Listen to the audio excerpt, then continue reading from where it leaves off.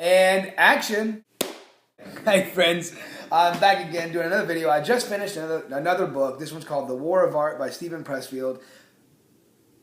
My favorite book right now, right? I know I say that every time, but every time it's true. This is my most favorite book until I read the next one, I'm sure. But The War of Art, break through the blocks and win your inner creative battles. Creative work is a gift to the world and every being in it. Don't cheat us of your contribution. Give us what you've got. That's a quote from the book, right? I'm reading the back of the book real quick to give you an idea of what the book's about.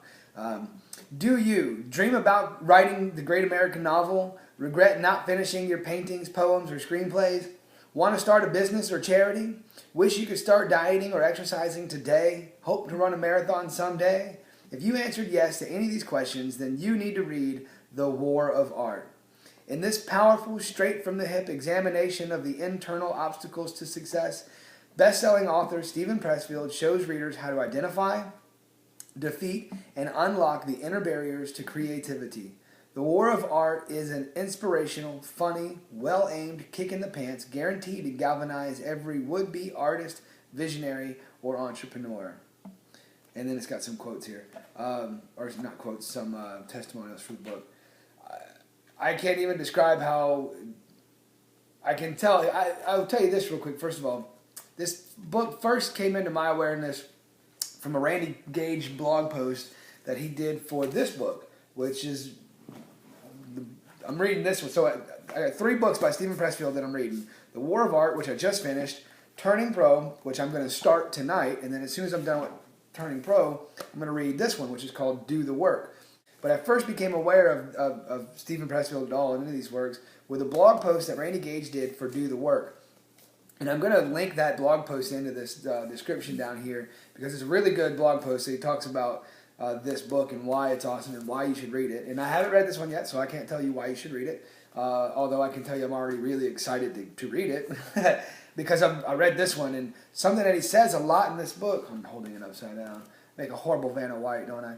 One of the things that he says in this book, though, is there's a common theme. He talks about do the work. Sit down, go to your office, sit in front of your typewriter if you're a writer, get in front of your blank canvas if you're a painter, whatever it is, sit down and do the work, you know? Anyway, go to that link, though, read that blog post, and I'll just a disclaimer, he drops the F-bomb in that blog post.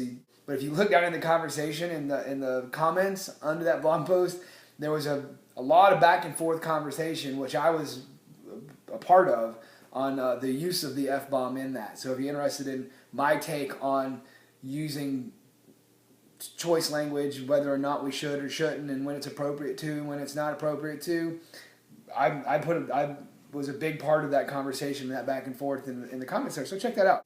What was I getting at? Oh, and then how I became aware of this. I'll put another link to something else in the comments for a YouTube video.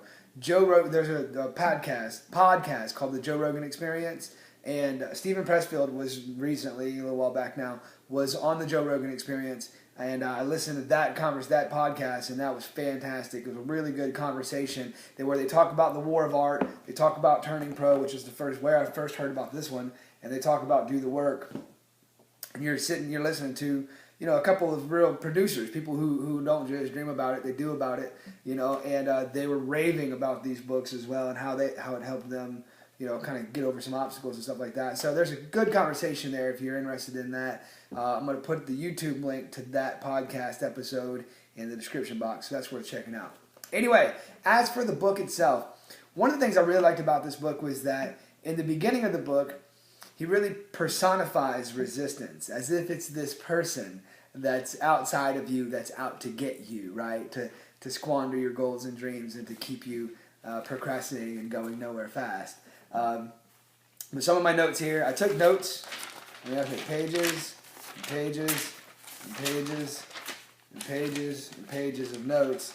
And we're not going to go over all these. I'm just going to give you a glimpse of what's in the book. So anyway, let's go over a couple things here, though. He talks about how resistance is the enemy within. He personifies it as this person that's outside of you trying to get you. But the reality of it is resistance is the enemy within. It's your own thoughts and beliefs that is bringing you to procrastinate. Anyway, a rule of thumb that he's got in this book that he says several times in a few different ways, but he says the same thing. And the one I have in front of me right now is, he says, the more important a call or action is to our soul's evolution, the more resistance we feel towards pursuing it. And now that's interesting. And I put on a picture of one of these pages, and I don't know which one it is in front of me at the moment, of a page where he talks about resistance and love. He talks about how the more... I wish I had that page in front of me right now. Oh, here it is. Wow, that was pretty cool. I'm wishing you will receive. I just thumbed the book, and that page came out. But page 42, he talks about resistance and love. It says, the more resistance you experience, the more important your unmanifested art, project, or enterprise is to you. And the more gratification you will feel when you finally do it. You know, he talks about here, procrastination is the most common manifestation of resistance because it's the easiest to rationalize. We don't tell ourselves, I'm never going to write my symphony. Instead, we say, I'm going to write my symphony. I'm just going to do it tomorrow. I'm going to build my business. I'm just going to do it tomorrow, right? He talks about here, he said it somewhere, I had it, said rationalization is resistance's right-hand man, you know?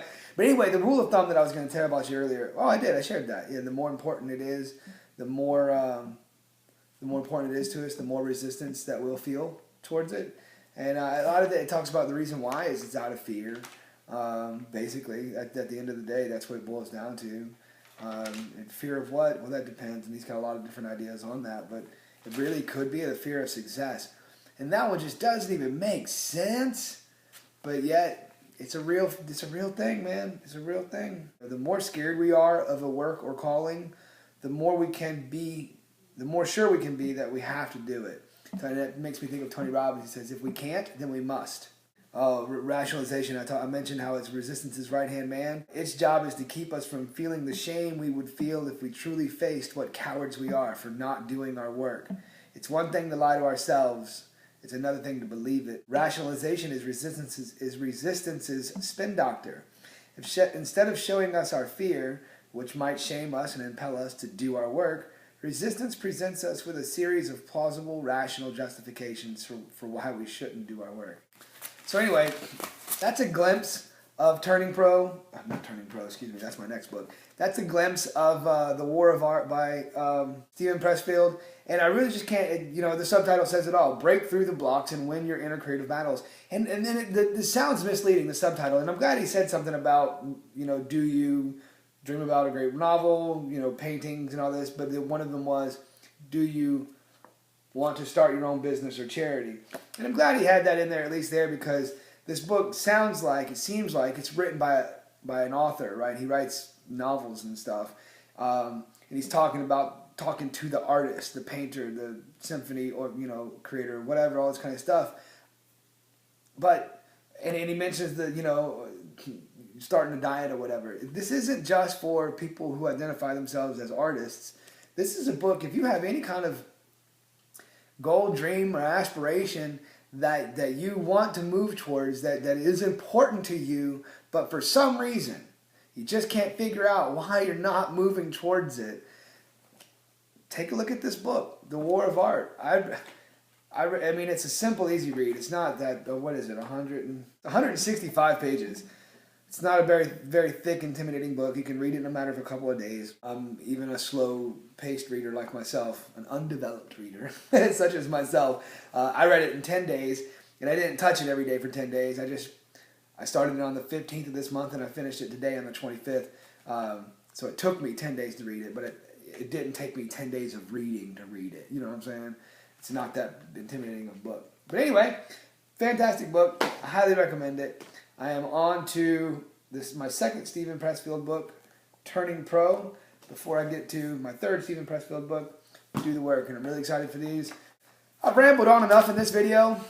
Appreciate you watching. Appreciate you playing along. If you're interested in hearing what I have to say about Turning Pro, and then after that, Do the Work, well then what you need to do is subscribe to my YouTube channel, and then you'll get the email when I post the next video. So anyway, that's the one for this one, and appreciate you playing along, appreciate you watching, and hope you see me on another video.